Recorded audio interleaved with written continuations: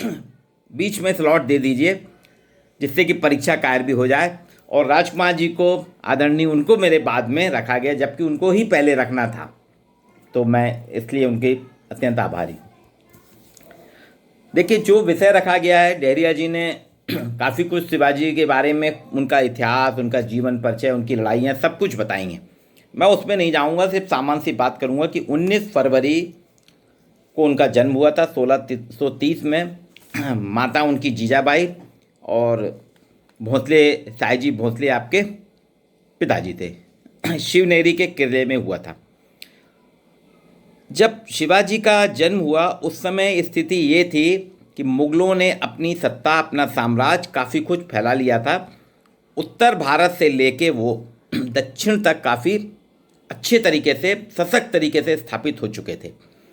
और उस दौर में मुग़ल जो थे, उनको समझ में नहीं आ रहा था, उनमें कहीं ना कहीं कुछ कमजोरियां थीं। उसका फ़ायदा जो है वो धीरे धीरे बढ़ते जा रहे थे। और मुग़लों ने अपने साम्राज्य को बढ़ाने के साथ साथ उनमें एक जो था कि जो मराठाओं के थे, मराठा सशक्त थे, सब कुछ थे, लेकिन मराठाओं पे उन्होंने वार करना शुरू करा। लेकिन वहीं जो मुग़लों की जो अपनी जो लूट खसोट वाली भावना थी, उससे मराठा बहुत व्यथित थे। इसमें जब शिवाजी का जन्म हुआ तो उनको लगा कि कहीं ना कहीं मराठाओं के साथ जो है अन्याय हो रहा है, अत्याचार हो रहा है। तो मराठा है लेकिन एकजुट नहीं थे। तो सबसे पहले शिवाजी ने ये करा, बालकाल से ही उनके पिताजी के बाद से उनके शिक्षण था, माता का बहुत ज़्यादा प्रभाव था, जीजाबाई का, अभी डहरिया जी सर ने भी बताया है। और वो जो प्रभाव था, उसके बाद उन्होंने जोड़ना शुरू करा। और हमारा जो आज का विषय है, राष्ट्र निर्माण में शिवाजी की भूमिका, तो वास्तव में यहाँ बताऊँगा, राष्ट्र जो है ऐसे नहीं बनता। हम सिर्फ उसको भौगोलिक सीमा तक ना समझें कि एक भौगोलिक सीमा है, उसमें बंधा हुआ क्षेत्र राष्ट्र कहलाता है। राष्ट्र की जब बात होती है तो आपने देखा होगा, व्यक्तियों के जुड़ने से समाज बनता है, और समाज की सभ्यता, संस्कृति, समाज की वैचारिकी से ही एक राष्ट्र का निर्माण होता है। सिर्फ भौगोलिक सीमाएं नहीं है, हर राष्ट्र की अपनी एक वैचारिकी होती है। पश्चिम के जो राष्ट्र हैं उनकी अपनी वैचारिकी है कि वो संघर्ष में बनते हैं और दबाव की राजनीति करते हैं, लूट खसोट करते हैं। अंग्रेजों ने सारे मुल्क में जहाँ जहाँ उनका सत्ता थी, सब जगह उन्होंने लूट खसोट की, भारत में भी लूट खसोट की।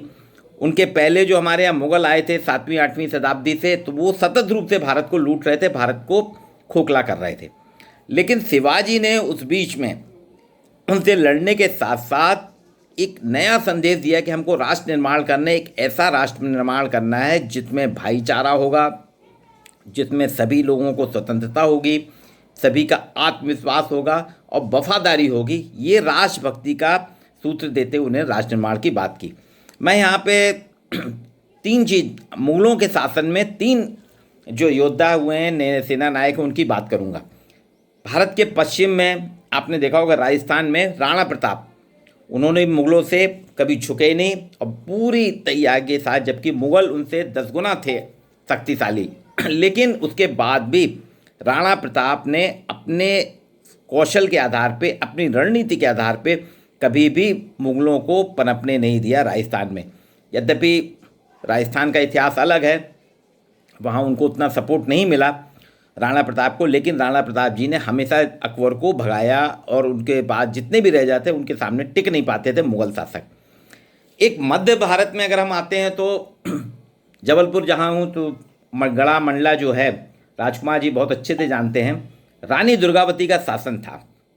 रानी दुर्गावती ने भी मुग़लों के सामने कभी भी, वो मर गई, उनने कटार भोंक ली, उनको लगा कि अब मैं घिर चुकी हूँ, और उनका घोड़ा चूँकि वो यहाँ पास में नर्री नाला में फंस गया था, उनको लग रहा था तो अपनी अस्मिता पे कोई आँच ना आए, कोई ये ना कहे कि गढ़ा मंडला की रानी मुग़लों के कब्जे में है या मुग़लों ने उसको पकड़ा, तो उन्होंने कटार भोंक के अपने आप को समाप्त कर लिया। वो भी बहुत ज़्यादा, उनके पास संख्या बल, सैन्य बल नहीं था, गरीबी में थी, राणा प्रताप भी थे। फिर तीसरे जो हैं, अब आप देखेंगे दक्षिण के नायक जो हैं वो हैं शिवाजी। शिवाजी के पास ये था कि कुछ नहीं था, सिर्फ मराठों को एकत्र करना था, एक सूत्र में बांधना था, और मुग़लों से लड़ना भी था। बहुत कुछ इतिहास अभी डहरिया सर ने बताया है, और शिवाजी उसी आधार पर चलते थे। उनके पास जो तलवार थी, घोड़ा था, उनको लेके चला करते थे। और आप देखिए शिवाजी ने एक बहुत बढ़िया करा, ठीक यही, इनको मैं इसलिए बोलता हूँ, रानी दुर्गावती, राणा प्रताप और शिवाजी को एक क्रम में इसलिए रख रहा हूँ, हो सकता है कि मैं इतिहास का विद्यार्थी नहीं, फिर भी जो पढ़ा है उसके आधार पर मैं आप बताना चाह रहा हूँ।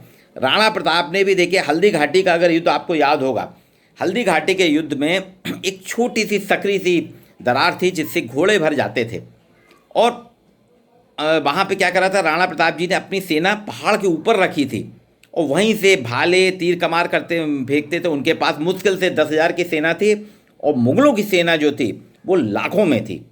आज भी एक हल्दी घाटी का जहाँ पे युद्ध हुआ है, वहाँ पे बताते हैं कि पूरा कई किलोमीटर का क्षेत्रफल जो था खून से लाल हो गया था।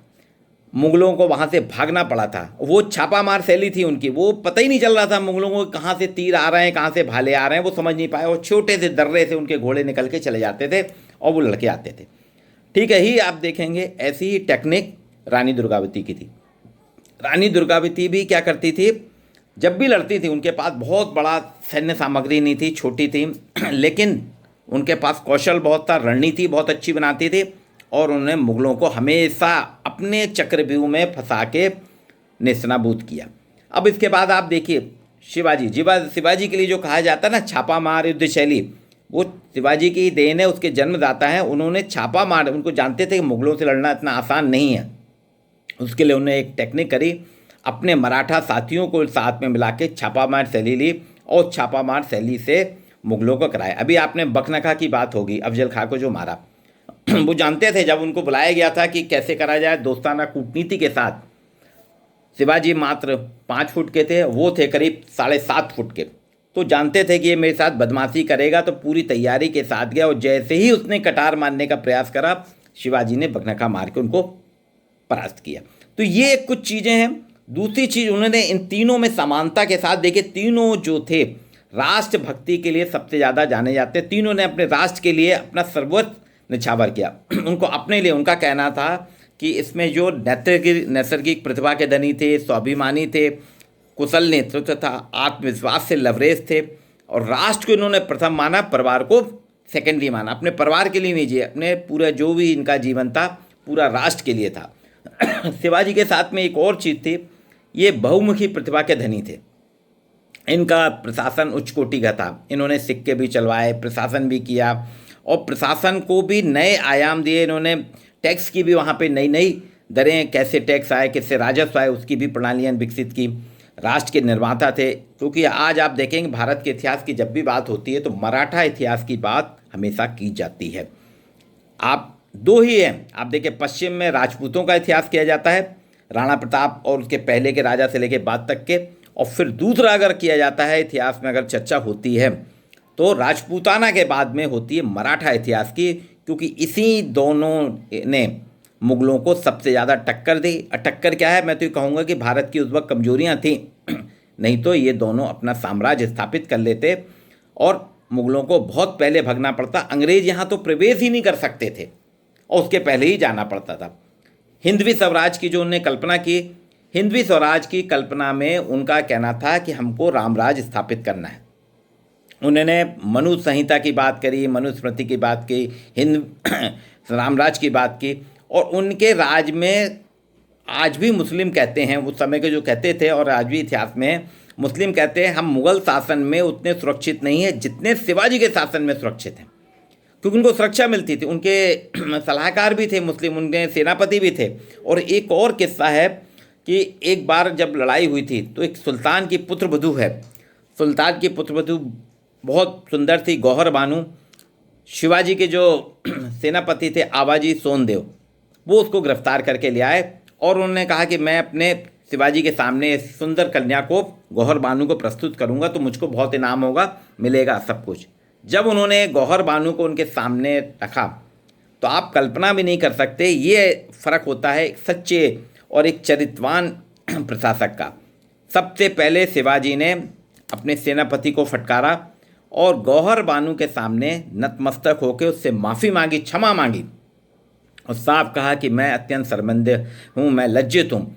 एक चीज़ यह है कि अगर मेरी माँ भी तुम्हारे समान खूबसूरत होती, सुंदर होती, तो मैं भी आज सुंदर होता, लेकिन मेरे सेनापति ने तुम्हारे साथ जो अनाचार किया है, जो दरिंदगी की है, उसके कारण मेरा सर शर्म से झुक गया है। मैं क्षमा चाहता हूँ, माफ़ी चाहता हूँ और उन्होंने ससम्मान गौहर बानू को पहुंचाया।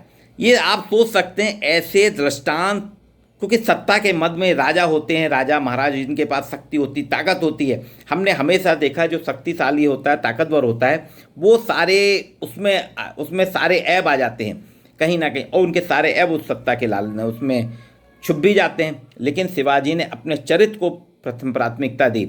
ये जीजाबाई की देन थी। उन्होंने जानते थे कि मैं इसको परास्त कर सकता हूँ, गौहर बानू को मांगने के लिए शासक हमसे जो है सुल्तान हमसे मांग करेगा, लेकिन उन्हें समझौता नहीं किया और गौहर बानू को तत्काल वापस किया। वो कहते थे हम हिंदू हैं, ये हमारा समस्त राष्ट्र हिंदू है। ठीक है, कुछ समय के लिए मुस्लिम्स आए हैं, उनकी भक्ति है, सेवा भावनाएं, लेकिन आप करिए, वो शासन कर रहे हैं, लेकिन आप अपनी आइडियोलॉजी, अपनी वैचार की मत बदलिए। आप मुसलमानों के समान आप भी कट्टरता मत लाइए। उनका कहना था राष्ट्र निर्माण में, वो कहते राष्ट्र का निर्माण हमेशा संप्रभुता से होता है, विश्व बंधुत्व की भावना से होता है। आपका जो भी राष्ट्र है वो खाली कट्टरतापन से नहीं होता, कट्टरतापन उनके उसमें नहीं था। बोले आप लड़िए, अपने अधिकारों के लिए लड़िए, आप अन्याय का प्रतिकार कीजिए, लेकिन कभी भी त्याग, संप्रभुता और सहयोग और आत्मसात करने की भावना को आप अपने से अलग मत करिए।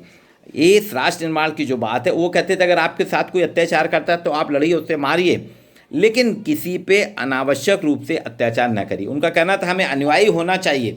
किसका अनुयायी होना चाहिए? हमें अपने राष्ट्र का अनुयायी होना चाहिए, हमें अपनी माँ का अनुयायी होना चाहिए, अपने पिताजी का अनुयायी होना चाहिए, हमें अपने शासन का अनुयायी होना चाहिए, ना कि किसी की गुलामी करना चाहिए। दो चीज़ थी उनकी, आप अनुयायी करिए, प्रतिकार करिए, लेकिन गुलामी मत करिए। और मराठों को उन्होंने कहा कि आपने जो बहुत सालों से आपकी जो दशा थी, आपने गुलामी की प्रथा में आ गए थे, आप अनुयायी हो रहे थे, इसलिए आपके हाथ से सब कुछ निकल गया। और शासन प्रबंध में उनका कहना था कि राजा ही सब कुछ नहीं है, बल्कि जो जनता है, जनता को भी शासन प्रबंध में भागीदार होना चाहिए। इसके आप देखिए, आपने देखा होगा, अभी सर ने भी बताया कि मुगलों से उनकी सतत लड़ाई हुई है, और औरंगजेब जो कि उस समय बहुत शक्तिशाली था, औरंगजेब ने खुद भी कहा था जब शिवाजी की मृत्यु हुई थी, बोले आज वास्तव में भारत का या एक पूरे विश्व का जो है एक महान सेना नायक का अंत हुआ है। वो अंत ऐसा, उसने कहा कि अंत नहीं हुआ है, ये इतिहास बना के गया है। शिवाजी एक महान सेना नायक थे जिन्होंने वास्तव में एक नवीन राज निर्माण की महत्ता प्रदर्शित की। और बोले मेरे में, और उसने औरंगजेब ने खुद कहा कि मेरे में शिवाजी में बेसिक अंतर ये है कि शिवाजी ने एक नवीन राज निर्माण की महत्ता प्रदर्शित की, जो बिखरे हुए थे उनको जोड़ने का काम किया, और मैं क्या कर रहा था, जो प्राचीन राज थे भारत के, उन सबको नष्ट करके अपनी सत्ता स्थापित कर रहा था। मैं जानता हूँ कि मेरी सत्ता मेरे बाद खत्म हो जाएगी या मेरे काल में भी मुझको अलग होना होगा, पर शिवाजी ने ये नहीं सोचा। उन्होंने कम सीमित साधन के बावजूद भी नवीन राज्य निर्माण की महत्ता प्रदर्शित की, और मैं राज्यों को नष्ट करने के उसमें था। 19 साल के सैन्य अभियान में भी मैं उसको जीत नहीं सका। ये औरंगजेब का कहना है, कई किताबों में लिखा है, आप भी पढ़ेंगे मिलेगा, कि उनका साफ कहना था 19 वर्ष के सैन्य अभियान में शिवाजी ने पूरे मराठों को तो एक कर लिया, लेकिन मैं मुगलों को एक नहीं कर पाया और उसे जीत नहीं पाया।